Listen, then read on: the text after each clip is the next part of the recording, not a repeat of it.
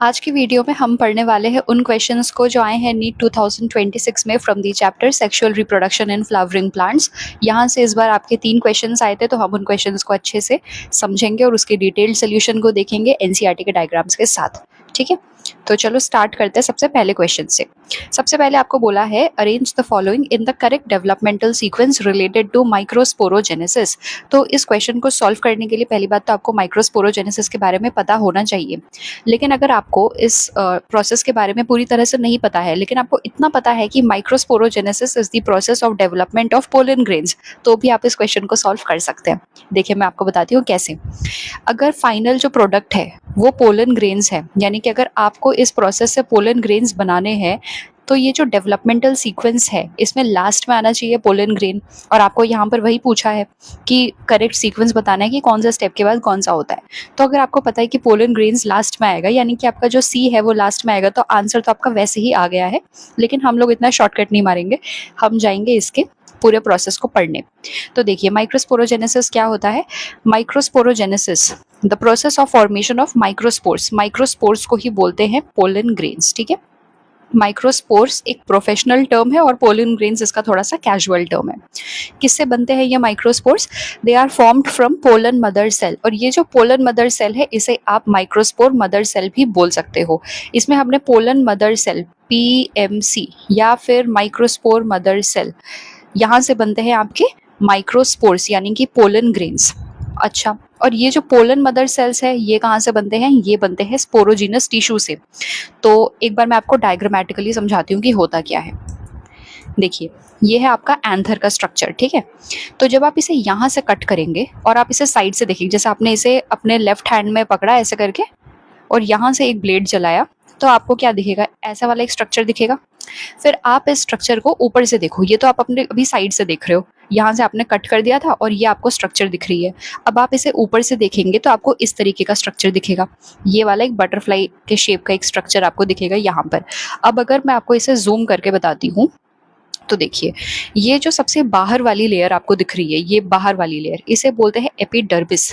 AP मतलब क्या होता है? एपी मतलब ऊपर का, एपी मतलब ऊपर का, और हाइपो मतलब नीचे का। तो एपी मतलब ऊपर का, ऊपर का डर्मिस, डर्मिस का मतलब होता है स्किन। तो बाहर की जो स्किन है, ऊपर की जो स्किन है उसे बोलते हैं एपिडर्मिस। अब इस एपिडर्मिस के जो बाद वाली लेयर है इसे बोलते हैं एंडोथीशियम। ये वाली जो आपको लाइट ग्रीन या एक हल्का सा येलो शेड वाला जो एक लेयर दिख रहा है इसको बोलते हैं endothecium, just below the epidermis. ठीक है, अब इस एंडोथीशियम के नीचे आप आएंगे तो आपको ये वाली लेयर दिखेगी। ऐसे आपको 4 दिखेंगे, एक यहाँ दिखेगा, एक यहाँ पर और एक यहाँ पर, है ना। तो ये जो आपको लेयर दिख रही है इसको बोलते हैं टैपेटम। फंक्शन हम बाद में कभी देखेंगे, अभी आप इसके स्ट्रक्चर को समझिए। ये बाहर वाली लेयर हो गई टैपेटम, और इसके अंदर ये वाले जो रीजन्स हैं, ये जो छोटे वाले गोले हैं, इनको बोला जाता है स्पोरोजीनस टिश्यू। इसी स्पोरोजीनस टिश्यू के हर एक सेल के अंदर कैपेसिटी होती है पोलन मदर सेल बनने की। फिर ये पोलन मदर सेल क्या बनाएगा? ये आपके बनाएंगे माइक्रोस्पोर। अब ये माइक्रोस्पोर एक बार में नहीं बन जाता है, पहले टेट्राड्स बनते हैं, वो हम अभी देखेंगे। ठीक है, तो सबसे ऊपर वाली लेयर क्या होगी? एपिडर्मिस। उसके अंदर वाली जो लेयर है दैट इज एंडोथीशियम। फिर ये वाली जो बाहर की लेयर है ये होती है टैपेटम। इसके अंदर जो टिश्यू है इसको बोलते हैं स्पोरोजीनस टिश्यू, जिसके अंदर बहुत सारे सेल्स होते हैं और हर एक सेल के पास पोलन मदर सेल बनने की कैपेसिटी होती है। और यहाँ पर जो आपको बीच में एक गोल दिख रहा है, this is called the connective. तो बेसिकली ये जो कनेक्टिव और टैपेटम है, ये जो पोलन मदर सेल्स होते हैं जो आगे जाकर के फ्यूचर में पोलन ग्रेन्स बनाएंगे, उनको न्यूट्रिशन और नरिशमेंट प्रोवाइड करने का काम करते हैं। ठीक है, अब जैसे ही ये जो पोलन मदर सेल है ये ग्रो करना शुरू करते हैं to form the pollen grains, तो सबसे पहले ये जो पोलन मदर सेल है ये बनाते हैं माइक्रोस्पोर के टेट्राड्स। क्या बनाते हैं? माइक्रोस्पोर के टेट्राड्स। अच्छा, टेट्रा मतलब क्या होता है? 4। तो यानी कि ये वाली जो स्पोरोजिनस टिश्यू है हर एक, इसके अंदर, इसके अंदर, इसके अंदर, इसके अंदर, यहाँ पे आपको बहुत सारे पोलन मदर सेल्स दिखेंगे। फिर यहाँ पे आपको बहुत सारे टेट्राड्स दिखेंगे। टेट्राड्स कैसे दिखते हैं वो देखते हैं, ऐसे दिखते हैं टेट्राड्स। तो ये हो गया एक टेट्राड, देखो ये एक, ये दूसरा, ये तीसरा और ये चौथा। तो ये पूरे को हम क्या बोलेंगे? इस पूरे को बोला जाता है माइक्रोस्पोर टेट्राड। ठीक है, ऐसे ही बहुत सारे माइक्रोस्पोर टेट्राड आपके बनते हैं इधर, इन वाले रीजन्स में बहुत सारे माइक्रोस्पोर टेट्राड आपके बनते हैं, मतलब बहुत सारे, मतलब बहुत सारे। और ऐसे करके हर एक के अंदर 4 होते हैं, मतलब हर एक माइक्रोस्पोर टेट्राड के अंदर आपके पास 4 पोलन ग्रेन्स होते हैं, ठीक है। तो जब ये वाली जो बटरफ्लाई शेप्ड स्ट्रक्चर है, जब ये पूरी तरीके से मैच्योर हो जाती है, डेवलप हो जाती है, फिर होता है इसका डिहाइड्रेशन, यानी कि ये हो जाती है ड्राई, और ड्राई होने के बाद ये फूट करके बाहर आती है ताकि इससे पोलन ग्रेन्स जनरेट हो सके। तो जब ये फूट करके बाहर आती है और इससे ये जो पोलन ग्रेन्स जनरेट होते हैं, ये कैसे होते हैं? ये होते हैं मैच्योर पोलन ग्रेन्स, यानी कि फुल्ली डेवलप्ड पोलन ग्रेन्स। एक फुल्ली डेवलप्ड पोलन ग्रेन कैसा दिखेगा? कुछ इस तरीके का। यहाँ पर एक बड़ी सेल होगी जिसे बोलते हैं वेजिटेटिव सेल, और एक छोटी सेल होगी जिसे बोलते हैं जेनरेटिव सेल। अब देखो, वेजिटेटिव है मतलब इसका रिप्रोडक्टिव वाला काम तो नहीं है, तो ये क्या करेगा? आपने पढ़ा होगा कि पोलन ट्यूब बनती है पॉलिनेशन के टाइम पर। ये पोलन ट्यूब जो बनता है वो इसी वेजिटेटिव सेल से बनता है। और ये जो जेनरेटिव सेल है, इसका होता है माइटोसिस, और माइटोसिस होता है तो ये जो एन है ये 2 एन में डिवाइड कर जाता है इक्वली। माइटोसिस में क्या होता है? Equational division. तो ये एन और एन में डिवाइड हो गया। अब ये जो 2 एन बने हैं इनको बोलते हैं स्पर्म सेल्स, और फिर ये स्पर्म सेल्स जाकर के आगे सेंट्रल सेल और एग सेल के साथ फ्यूज करते हैं, और यहाँ पर होता है डबल फर्टिलाइजेशन। मैं आपको एक बार फिर से लिख करके बता देती हूँ कि कौन से प्रोसेस के बाद क्या होता है, ठीक है। तो सबसे पहले हम यहाँ पर देखें कि मैं आपको बता रही हूँ यहाँ से, ये वाला जो स्ट्रक्चर है ना, मैं आपको इसे एक बार दोबारा से एक्सप्लेन कर देती हूँ कि मैच्योर पोलन ग्रेन किस तरीके से काम करता है, किस तरीके से दिखता है। तो मैंने बोला कि एक होता है वेजिटेटिव सेल, एक होता है वेजिटेटिव सेल। वेजिटेटिव सेल है तो इसका कोई रिप्रोडक्टिव काम नहीं है, तो ये क्या बनाएगा? वेजिटेटिव सेल बनाएगा पोलन ट्यूब, ठीक है। पोलन ट्यूब की ग्रोथ करवाएगा ये बेसिकली, और इसके अंदर से होते हुए जाएगा हमारा जेनरेटिव सेल। जेनरेटिव सेल कहाँ तक जाएगा इसके अंदर से होते हुए? जनरेटिव सेल जाएगा टू दी ओव्यूल्स। अब ये जो जनरेटिव सेल अभी कैसा है? एन है ना। अब मैंने बोला कि इस पे होगी माइटोसिस, तो माइटोसिस होगी तो यहाँ से क्या बनेंगे? 2 सेल्स बनेंगे यहाँ से। यहाँ पर हो गई माइटोसिस, और माइटोसिस को ही क्या बोलते हैं? माइटोसिस को बोलते हैं इक्वेशनल डिवीजन। माइटोसिस को बोलते हैं इक्वेशनल डिवीजन। तो ये जो 2 एन आपके बने हैं इसको बोलते हैं स्पर्म सेल्स। ये दोनों क्या है? ये दोनों है स्पर्म सेल्स, ठीक है। अब इसमें से मैं आपको बताती हूँ कि इसमें से एक वाला जो सेल है, ये जो एक स्पर्म सेल है, ये फ्यूज करेगा फीमेल गैमेटोफाइट के सेंट्रल सेल से। अभी आगे भी आएगा ये पार्ट, ठीक है। और ये जो दूसरा वाला है ये फ्यूज करेगा एग सेल से। ये दोनों सेल्स कहाँ पर है? ये है फीमेल गैमेटोफाइट के अंदर, यानी कि जो आपका एम्ब्रियो सैक है उसके अंदर होते हैं सेंट्रल सेल और एग सेल। तो आपका एक स्पर्म सेल फ्यूज करेगा सेंट्रल सेल के साथ, और दूसरा स्पर्म सेल फ्यूज करेगा एग सेल के साथ। जो एग सेल के साथ फ्यूज करेगा, एग सेल होता है एन। आपको पता है कि गैमेट्स कैसे होते हैं? हैप्लॉइड होते हैं, तो ये भी एन, ये भी एन। इन दोनों के फ्यूजन से जो बनेगा उसको बोलेंगे जाइगोट। जाइगोट कैसा हो जाएगा आपका? 2n, क्योंकि यहाँ पर क्या हुआ है? n into N. अब सेंट्रल सेल ऑलरेडी डिप्लॉयड होता है, तो यहाँ पर इसके साथ जब ये स्पर्म सेल आएगा तो ये बनाएगा 3n, दैट इज ट्रिप्लॉइड। तो जाइगोट हो जाएगा आपका डिप्लॉयड, और ये जो सेंट्रल सेल के साथ ये स्पर्म सेल फ्यूज करेगा इसे बोलते हैं ट्रिप्लॉइड। ये यहाँ पर देखो, यहाँ पर एक फर्टिलाइजेशन हुआ, यहाँ पर दूसरा फर्टिलाइजेशन हुआ, इसी को बोलते हैं डबल फर्टिलाइजेशन, ठीक है। इसी को बोलते हैं डबल फर्टिलाइजेशन। तो उम्मीद करती हूँ कि आपको ये कॉन्सेप्ट समझ में आया है। देखिए क्वेश्चन पे वापस आते हैं। तो सबसे पहले आपको बोला था कि क्या क्या सीक्वेंस होना चाहिए, तो हमें पता चल गया कि ठीक है, सबसे पहले हो गए स्पोरोजीनस टिश्यू। हर एक स्पोरोजीनस टिश्यू के अंदर जो सेल्स होती है उनके पास कैपेबिलिटी होती है पोलन मदर सेल फॉर्म करने की। अब पोलन मदर सेल से बनेंगे यहाँ पर आपके माइक्रोस्पोर टेट्राड्स, और फिर इन टेट्राड्स से निकलेंगे मैच्योर पोलन ग्रेन्स, ठीक है। तो ये है आपका सीक्वेंस। ऑलरेडी हमने पहले ही डिकोड कर लिया था कि पोलन ग्रेन्स तो लास्ट में ही आना चाहिए, तो पोलन ग्रेन्स लास्ट में आएगा।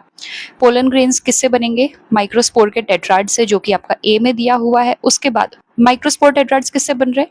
पोलन मदर सेल से। और पोलन मदर सेल्स किससे बन रहे हैं? स्पोरोजिनस टिश्यू से। तो आपका सीक्वेंस क्या आ गया? BDAC। Option B will be the correct answer, ठीक है। अब मूव करते हैं हमारे नेक्स्ट क्वेश्चन पे। यहाँ पे आपको बोला है which one of the following is a triploid cell. Triploid मतलब अभी हमने देखा 3n। तो हमने अभी देखा कि जब हमारा एक स्पर्म सेल हमारे मतलब प्लांट के ओवरी के ओव्यूल से, जब ये स्पर्म सेल फ्यूज करता है ओवरी के डिप्लॉइड सेल के साथ, which is the central cell, तब यहाँ पर बनता है ट्रिप्लॉइड एंडोस्पर्म। ट्रिप्लॉइड यानी कि 3N। तो ये जो ट्रिप्लॉइड होता है इसको बोलते हैं प्राइमरी एंडोस्पर्म सेल। तो इसका आंसर तो ये होगा, लेकिन एक बार इस वाले स्ट्रक्चर को भी देख लेते हैं। ये स्ट्रक्चर क्या है? This is the structure of the female gametophyte, जिसे एम्ब्रियो सैक भी बोलते हैं। फीमेल गेमेटोफाइट और एम्ब्रियो सैक दोनों बोलो एक ही बात है। तो इसका एक बार स्ट्रक्चर अच्छे से एक बार स्टडी करते हैं। देखो, जो चलाजल एंड होता है वहां पर होते हैं एंटीपोडल्स। याद कैसे रखोगे कि कौन से साइड पे कौन सी होती है? एसी के बारे में सुना है सबने? एयर कंडीशनर सब चलाते हैं, एसी बहुत जगह होती है एसी। तो एसी चलाजल एंड पर एंटीपोडल सेल्स, एक याद रखोगे तो दूसरा ऑटोमेटिकली याद हो जाएगा कि माइक्रोपाइलर एंड पे सिनर्जिड्स और फिलीफॉर्म एपरेटस होते हैं। तो चलाजल एंड पे होंगे आपके एंटीपोडल्स। बीच में होगा, बीच में मतलब क्या? सेंटर में क्या होगा? सेंट्रल सेल होगा। अच्छा, और ये जो दूसरा एंड है माइक्रोपाइलर एंड, यहाँ पर ये जो हाथ जैसा स्ट्रक्चर आपको दिख रहा है इसको बोलते हैं फिलीफॉर्म एपरेटस। फिर ये जो उसके बाद थोड़े से बड़े आपको दिख रहे हैं, this is called the synergids. तो सिनर्जिड्स हो गए आपके पास दो हो गए आपके पास सिनर्जिड्स, 3 हो गए आपके पास एंटीपोडल सेल्स, एक हो गया आपके पास एग सेल, ये वाला, ये देखो एग सेल आ गया एक। 2 हो गए आपके पास पोलर न्यूक्लियाई जो बीच में है एकदम। तो कितने हो गए आपके? देखो 2 और 3 5 6 7 8, कितना आ गया आपके पास? 8 न्यूक्लियाई आ गए। एक बार हम नंबर ऑफ सेल्स काउंट करते हैं। सेल्स कितने होंगे? ये एक सेल, ये दूसरा, ये तीसरा, ये चौथा, ये एक है, ठीक है? ये पूरा एक है, ये अलग नहीं हुआ है। देखो ये यहाँ पर फ्यूज्ड है आपस में ना, तो यहाँ पर 3 हो गए थे, ये हो गया हमारा चौथा, ये हो गया 5th सेल, ये हो गया 6 और ये 7। तो क्या हो गए? 7 सेल्स 8 न्यूक्लियाई। 7 सेल 8 न्यूक्लिएट होती है हमारी फीमेल गेमेटोफाइट या फिर एम्ब्रियोसैक प्लांट्स की। अब इसमें से जो एंटीपोडल्स इसमें हम देख रहे हैं कैसा है? एक है, तो ये तो हैप्लॉइड है। यहाँ पर सिनर्जिड्स कैसे हैं? ये भी हैप्लॉइड है। एग सेल कैसा है? ये भी हैप्लॉइड है। लेकिन ये जो सेंट्रल सेल है ये कैसा है? डिप्लॉइड है। यहाँ पर आपको 2 न्यूक्लियस दिख रहे हैं ना, एक न्यूक्लियस दूसरा न्यूक्लियस जो कि आपस में फ्यूज्ड है, और इसके बाहर हमें कोई सेल वॉल नहीं दिख रही है, तो हम इसलिए इसे अलग अलग सेल कंसिडर नहीं करते हैं। ओके, तो यहाँ पर क्या हो गया? 7 सेल 8 न्यूक्लियाई जो इसका प्लूरल फॉर्म है। इसमें से जो हमारा सिनर्जिड्स होते हैं ये हो गए हैप्लॉइड, जो एंटीपोडल सेल्स है ये भी हो गए हैप्लॉइड, जो एग सेल है ये भी हो गए हैप्लॉइड, जो सेंट्रल सेल है वो हो गए डिप्लॉइड। अब हमने अभी अभी देखा था कि जब एक स्पर्म सेल सेंट्रल सेल के साथ फ्यूज करता है तो ये बनाता है ट्रिप्लॉइड सेल, और इसी को बोलते हैं प्राइमरी एंडोस्पर्म न्यूक्लियस या फिर primary endosperm cell. Primary endosperm nucleus PEN बोलेंगे तो आपको कंफ्यूजन नहीं होना चाहिए, ठीक है? तो यहाँ पर आपको बोला है कि कौन सा ट्रिप्लॉइड है, तो इसका आंसर क्या हो जाएगा? Primary endosperm cell. सिनर्जिड हमने अभी अभी देखा कि ये हैप्लॉइड होता है, सेंट्रल सेल होता है डिप्लॉइड, जाइगोट होता है डिप्लॉइड, ठीक है? तो अब आगे बढ़ते हैं। सेंट्रल सेल है ये वाला, ठीक है? और ये जो न्यूक्लियस है, ये जो दोनों, इनको बोला जाता है पोलर न्यूक्लियाई। तो ये हो गए पोलर न्यूक्लियाई।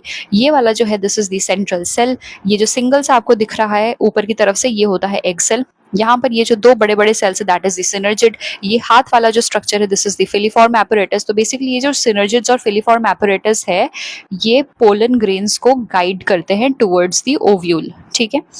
और चलाजल एंड पे हो गया एंटीपोडल, याद रखेंगे एसी से या फिर एमएस से कि माइक्रोपाइलर साइड पर सिनर्जिड्स होंगे और चलाजल एंड पर एंटीपोडल्स होंगे, ऐसे याद रखेंगे। इसका करेक्ट आंसर होगा ऑप्शन नंबर डी। मूव करते हैं हमारे लास्ट क्वेश्चन पे। यहाँ पे पूछा गया है which one of the following types of pollination brings genetically different types of pollen grains to the stigma. तो सबसे पहले एक बार मैं आपको एक आइडिया दे देती हूँ डायग्रामेटिकली कि पॉलिनेशन किसे बोलते हैं, ठीक है?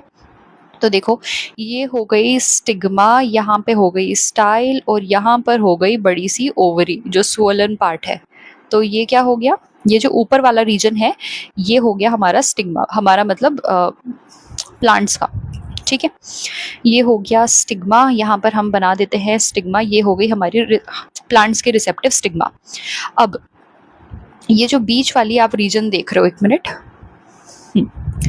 ये जो बीच वाली रीजन है इसको बोलते हैं स्टाइल। तो ये वाला जो रीजन है दिस वन जो पोलन ग्रेन्स को रिसीव करेगा दिस इज दी स्टिग्मा। ये वाली जो रीजन होती है लंबी वाली elongated region, this is the style, और ये जो मोटी सी सूजी हुई जगह है this is called the ovary. और इसी ओवरी के अंदर क्या लगे होते हैं, ओव्यूल्स। इसी ओवरी के अंदर इस तरीके से यहाँ पर ओव्यूल्स लगे होते हैं। इसको प्रोफेशनल डायग्राम मत मान लेना, ये बस मैं समझाने के लिए बोल रही हूँ, ठीक है। तो यहाँ पर लगे होते हैं बहुत सारे ओव्यूल्स। अब जो पोलन ग्रेन्स आएंगे, पोलन ग्रेन्स कुछ इस तरीके से होंगे, मान लेते हैं हम रेड कलर से। बहुत सारे पोलन ग्रेन्स आए हैं, ठीक है, बहुत सारे पोलन ग्रेन्स आए हैं, लेकिन उसमें से एंट्री किसी एक को ही मिली है। तो ये पोलन ग्रेन मान लो यहाँ पर आ गया। तो ये पोलन ग्रेन सबसे पहले क्या करेगा, इस पोलन ग्रेन को अगर मैं आपको जूम करके दिखाऊं तो इस पोलन ग्रेन के अंदर एक हो गई बड़ी सी, एक हो गई यहाँ पर इसके पास बड़ी सी वेजिटेटिव सेल, और एक हो गई इसके पास छोटी सी जेनरेटिव सेल। चलो मैं ऊपर दिखा देती हूँ आपको। ये हो गई छोटी सी जेनरेटिव सेल और ये हो गई बड़ी सी वेजिटेटिव सेल, ठीक है। अब ये जो वेजिटेटिव सेल है दिस वन, ये क्या फॉर्म करेगी, पोलन ट्यूब। अब जब ये पोलन ट्यूब फॉर्म करेगी तो ये किस तरीके से दिखेगी, देखो पोलन ट्यूब किस तरीके से दिखेगी इसकी, ये यहाँ से इस तरीके से इलोंगेट होना शुरू होगा, ठीक है। तो ये कहाँ की तरफ जा रहा है, ओव्यूल की तरफ जा रहा है। तो ये यहाँ से अपनी पोलन ट्यूब को एक्सटेंड करेगा और यहाँ तक आने की कोशिश करेगा। इसी दौरान इस पोलन ट्यूब के अंदर ये जो जेनरेटिव सेल है इसकी क्या हो जाएगी, माइटोसिस। इसकी माइटोसिस होगी तो यहाँ पर क्या बनेंगे, एक से दो बन जाएंगे। तो ये क्या हो गए, ये हो गए दो स्पर्म सेल। और फिर इस स्पर्म सेल के साथ ये दोनों हो गए स्पर्म सेल। जैसे बेसिकली हम याद कर रहे थे कि पॉलिनेशन क्या होता है, तो ये जो एंथर के अंदर से बना हुआ पोलन ग्रेन यहाँ पर आया, इसने अपनी पोलन ट्यूब फॉर्म कर ली, ओव्यूल तक पहुंच गया, इसको बोलते हैं पॉलिनेशन, इसको बोलते हैं सक्सेसफुल पॉलिनेशन बेसिकली, ओके। इसको बोलते हैं सक्सेसफुल पॉलिनेशन। अब ये पॉलिनेशन जो है ये अलग अलग टाइप की हो सकती है। कैसे, अगर मेरे पास एक फ्लावर है, सेम फ्लावर है मेरे पास, ठीक है, इसी फ्लावर में एंथर भी है और इसी में मेल भी है और फीमेल रिप्रोडक्टिव पार्ट भी, मतलब इसमें एंथर भी है और इसमें ओव्यूल्स भी है। तो एंथर से बन गया क्या, पोलन ग्रेन्स, और ओव्यूल्स तो हमारे फीमेल वाले पार्ट हो गए। और तो अगर ये जो पोलन ग्रेन और ओव्यूल है जिसमें पॉलिनेशन हो रहा है, अगर ये सेम फ्लावर के हैं तो इसे बोलेंगे ऑटोगैमी। ऑटो मतलब क्या, खुद का ही, ऑटोमेटिकली खुद ही कर ले रहा है सब कुछ। गैमी मतलब बेसिकली होती है शादी। मोनोगैमस, पॉलीगैमस सुना होगा आप लोगों ने, मोनोगैमस रिलेशनशिप, पॉलीगैमस रिलेशनशिप। तो गैमी मीन्स शादी, ठीक है। तो यहाँ पर अगर ऑटो है मतलब सेम प्लांट सेम फ्लावर है तो उसे बोलेंगे ऑटोगैमी। ऑटोगैमी में क्या लिखा है, within the same flower transfer of pollen grains from the anther to the stigma of the same flower, इसे बोलेंगे ऑटोगैमी। गीटोनोगैमी क्या होती है, transfer of pollen grains from the anther to the stigma of another flower of the same plant. अच्छा, एक ही plant है, एक ही plant में बहुत सारे फ्लावर हो सकते हैं, तो इसका एंथर इसका ओव्यूल अगर यहाँ पर मिक्स हो जाए, यहाँ पर पॉलिनेशन हो, तो इसे क्या बोलेंगे, गीटोनोगैमी। यानी कि प्लांट तो आपका सेम है लेकिन फ्लावर दूसरा है। और अगर एक दूसरा ही प्लांट है, इसका एंथर और इसका ओव्यूल, ठीक है, इसका एंथर इसका स्टिग्मा, मतलब इसका मेल और इसका फीमेल अलग अलग प्लांट है, तो इसको बोलेंगे जीनोगैमी। और ये जो जीनोगैमी होती है ना, which is the transfer of pollen grains from anther to the stigma of a different plant, this is the only type of pollination which brings genetically different types of pollen grains to the stigma. क्योंकि देखो अगर same flower है, जैसे कि autogamy में हमने देखा, अगर वो सेम फ्लावर है तो वहां पर हमें जेनेटिक वेरिएशन देखने को नहीं मिलेगा। गीटोनोगैमी में भी प्लांट कैसा है, सेम ही है, बस उसकी जो फ्लावर है वो डिफरेंट हो गई है। सेम प्लांट है, डिफरेंट फ्लावर है, लेकिन प्लांट तो सेम ही है। ऑल्दो ये फंक्शनली क्रॉस पॉलिनेशन ही है, क्योंकि जो एक फूल से दूसरे फूल पे एंथर को लेके जाने का काम हो रहा है वो वो पॉलिनेटर्स करवा रहे हैं, लेकिन ये जेनेटिकली सिमिलर ही होगा टू ऑटोगैमी, क्योंकि जो पोलन ग्रेन्स है वो तो सेम प्लांट के ही है। अब आते हैं जीनोगैमी पे। ये जो जीनोगैमी होता है ये डिफरेंट प्लांट से होता है, मतलब आपने दो अलग अलग गमले में फूल लगाए हैं और एक का स्टिग्मा और दूसरे का एंथर, ठीक है, तो उसको बोलेंगे जीनोगैमी। ये होता है जेनेटिक वेरिएशन लाने वाला मेन मैकेनिज्म। तो यहाँ पे आपको पूछा है कि कौन सा होता है जिसमें genetically different types of pollen grains आते हैं स्टिग्मा पे, तो इसका आंसर हो जाएगा जीनोगैमी। एक बार हम देखते हैं क्लेस्टोगैमी क्या होता है। Cleistogamy is a type of flower, basically cleistogamous flowers होते हैं, जहाँ पर जो आपका बड है, मैं आपको दिखाती हूँ ड्रॉ करके। ये हो गई आपकी टहनी, यहाँ पे होते हैं बड, लीफ मत समझ लेना इसे, ये बड है, ठीक है। बड मतलब क्या, जो कली आती है ना, बड जो कली आती है which is basically closed. Flower होगी तो, जब फ्लावर तो ये तब बनेगी जब ये ओपन होगा। बड से क्या बनता है, फ्लावर बनता है, और ये फ्लावर कब बनता है, जब ये बड खुल जाता है, जब ये ओपन हो जाता है। लेकिन जब तक ये क्लोज रहता है तब तक हम इसे बड बोलते हैं। अब इस बड के अंदर देखो, यहाँ पे आपको क्या मिलेंगे, यहाँ पे आपको ओवरीज, ओवरी होगी यहाँ पर बीच में, थोड़ा सा पतला कर लेती हूँ इसे। यहाँ पर आपको ओवरी मिलेगी, ओवरी हो गई, ये स्टाइल हो गया, और यहाँ पर हो गया स्टिग्मा, है ना, ये हो गया स्टिग्मा। अब यहाँ पर आएंगे एंथर। एंथर के लिए मैं थोड़ा सा मोटा कर देती हूँ। ये सब किसके अंदर हो रहा है, बड के अंदर ही हो रहा है। बड कैसा है, क्लोज्ड है, तो बंद बड के अंदर हो रहा है। इस तो यहाँ पर देखो, ये एंथर है रेड वाले, और ये डार्क ग्रीन वाली जो स्टिग्मा है इस पे आ गए। तो यहाँ पर क्या हो गया, यहाँ पर तो पॉलिनेशन हो गया, यहाँ पर तो फर्टिलाइजेशन हो गया। तो इस टाइप के फ्लावर को, जहाँ पर सब कुछ बंद है लेकिन उसके अंदर सब कुछ चल रहा है, मतलब एक क्लोज्ड बड है, उसके अंदर चल रही है पॉलिनेशन या फर्टिलाइजेशन, इस टाइप के मैकेनिज्म को या फिर इस टाइप के फ्लावर को बोलते हैं क्लेइस्टोगैमस फ्लावर, और इस जो प्रोसेस है उसको बोलते हैं क्लेइस्टोगैमी, ठीक है। तो ये एक ऑटोगैमी का ही पार्ट होता है, क्योंकि ये within the same flower ही है। तो यहाँ पर करेक्ट आंसर क्या होगा, आंसर हो जाएगा जीनोगैमी, क्योंकि यहाँ पर different plant, different anther, different stigma, ठीक है। डिफरेंट फ्लावर, डिफरेंट, पहले तो डिफरेंट प्लांट, फिर डिफरेंट फ्लावर, तो ऑफ कोर्स जेनेटिक वेरिएशन तो आ ही जाना है। गीटोनोगैमी में क्या होगा, सेम प्लांट, डिफरेंट फ्लावर, और ऑटोगैमी में सब कुछ सेम सेम है, तो इसका आंसर हो जाएगा जीनोगैमी। मैं उम्मीद करती हूँ आपको ये वीडियो के पीछे के कॉन्सेप्ट्स समझ में आए हैं। अगर आपको अच्छा लगा है और आपको और बॉटनी प्रैक्टिस करनी है तो मुझे बताना।